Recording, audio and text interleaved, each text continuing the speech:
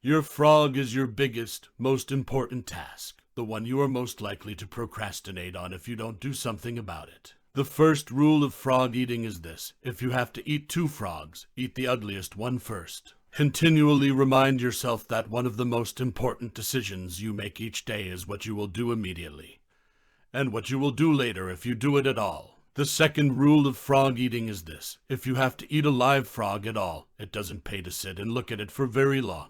The key to reaching high levels of performance and productivity is to develop the lifelong habit of tackling your major task first thing each morning.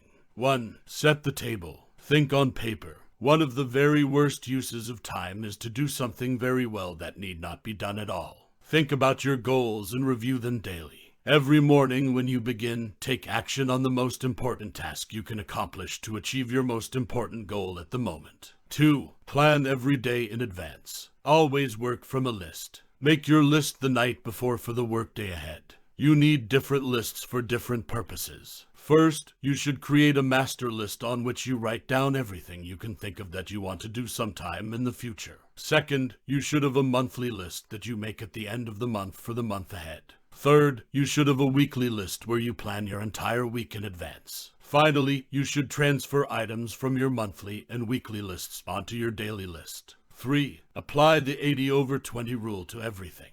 Before you begin work, always ask yourself, is this task in the top 20% of my activities or in the bottom 80%? Resist the temptation to clear up small things first. Your ability to choose between the important and the unimportant is the key determinant of your success in life and work. 4. Consider the consequences. Long-term thinking improves short-term decision-making. In your work, having a clear idea of what is really important to you in the long term makes it much easier for you to make better decisions about your priorities in the short term. Before starting on anything, you should always ask yourself, what are the potential consequences of doing or not doing this task? Future intent influences and often determines present actions. Successful people are those who are willing to delay gratification and make sacrifices in the short term so that they can enjoy far greater rewards in the long term. Motivation requires motive. Thinking continually about the potential consequences of your choices, decisions, and behaviors is one of the very best ways to determine your true priorities in your work and personal life.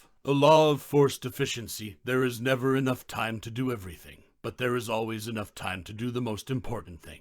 There will never be enough time to do everything you have to do. Ask yourself, what are my highest value activities? What can I and only I do that if done well will make a real difference? What is the most valuable use of my time right now? What is my biggest frog of all at this moment? Do first things first and second things not at all. The difference between high performers and low performers is largely determined by what they choose to procrastinate on.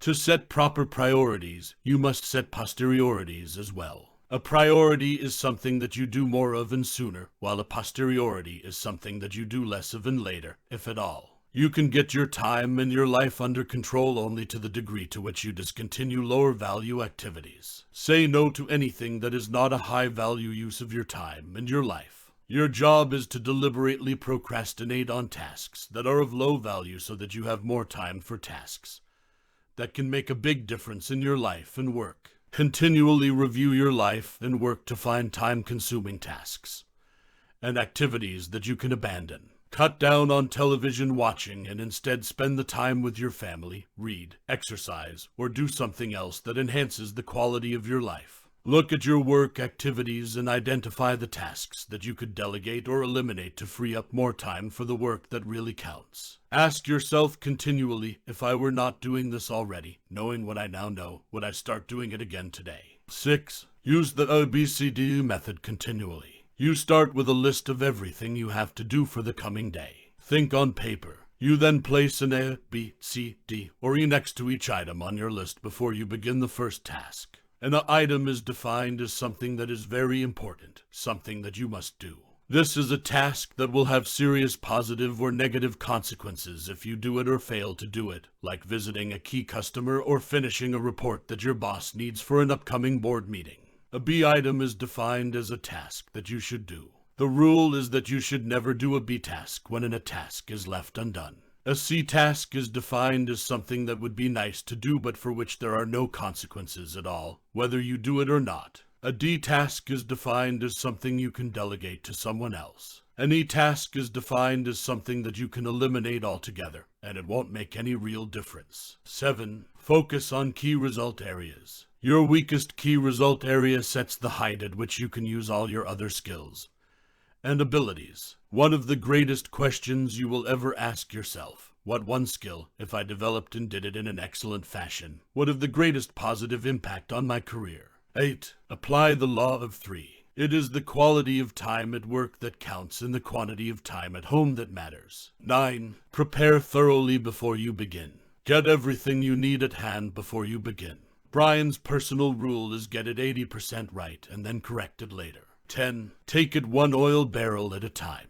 Get your mind off the huge task in front of you and focus on a single action that you can take. 11. Upgrade your key skills. Continuous learning is the minimum requirement for success in any field. 12. Leverage your special talents. Continually ask yourself these key questions. What am I really good at? What do I enjoy the most about my work? What has been most responsible for my success in the past? If I could do any job at all, what job would it be? 13. Identify your key constraints. Successful people always begin the analysis of constraints by asking the question, what is it in me that is holding me back? Keep asking, what sets the speed at which I get the results I want? 14. Put the pressure on yourself. To reach your full potential, you must form the habit of putting the pressure on yourself and not waiting for someone else to come along and do it for you. Work as though you have only one day to get your most important jobs done. 15. Maximize your personal powers. Whenever you feel overtired and overwhelmed with too much to do in too little time, stop yourself and just say, all I can do is all I can do. Take one full day off every week. During this day, either Saturday or Sunday, absolutely refuse to read, clear correspondence, catch up on things from the office, or do anything else that taxes your brain. Resolve today to improve your levels of health and energy by asking the following questions. What am I doing physically that I should do more of? What am I doing that I should do less of? What am I not doing that I should start doing if I want to perform at my best? What am I doing today that affects my health that I should stop doing altogether? 16. Motivate yourself into action. Optimism is the most important quality you can develop for personal and professional success and happiness. Optimists have 4 special behaviors, all learned through practice and repetition. They look for the good in every situation. They always seek the valuable lesson in every setback or difficulty. They always look for the solution to every problem. They think and talk continually about their goals. 17. Get out of the technological time sinks. For you to stay calm, clear-headed, and capable of performing at your best, you need to detach on a regular basis from the technology and communication devices that can overwhelm you if you are not careful. For you to be able to concentrate on those few things that make the most difference in your business or personal life, you must discipline yourself to treat technology as a servant, not as a master. Resist the urge to start turning on communication devices as soon as you wake up in the morning. Keep asking yourself, what's important here? What is important for me to accomplish at work? What is important in my personal life? If I could only do 1 or 2 of the activities, which ones would they be? Very few things are so important that they cannot wait. 18. Slice and dice the task. Cut a big task down to size using the salami slice method of getting work done. With the salami slice method, you lay out the task in detail, and then resolve to do just 1 slice of the job for the time being, like eating a roll of salami 1 slice at a time, or like eating an elephant 1 bite at a time. Another technique you can use to get yourself going is called the Swiss cheese method of working.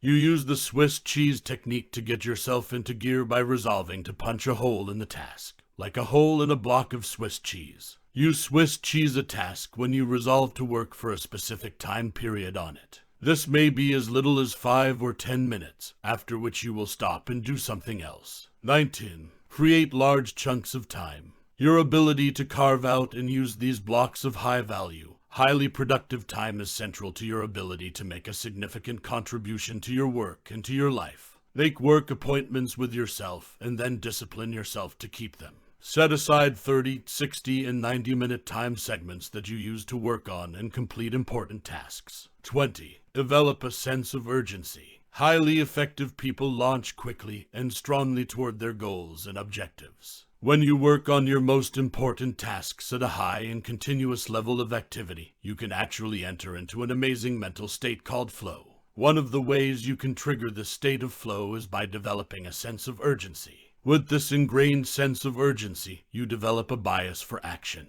When you regularly take continuous action towards your most important goals, you activate the momentum principle of success. This principle says that although it may take tremendous amounts of energy to overcome inertia and get started initially, it then takes far less energy to keep going.